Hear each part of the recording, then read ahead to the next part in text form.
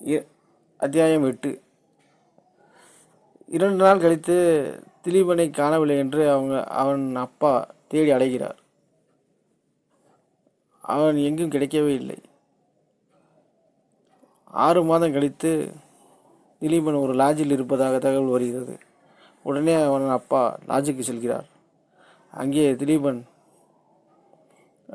ஒடிசலாகவும் உடல் மெலிந்து கட்டிலில் படுத்திருக்கிறான். பக்கத்தில் வீணை ஒன்று சாத்தி வைக்கப்பட்டிருந்தது. இதை பார்த்தவுடன் என்ன என்று மகனே என்று கூப்பிட அவன் ஆனந்தி குரலில் பேசுகிறான்.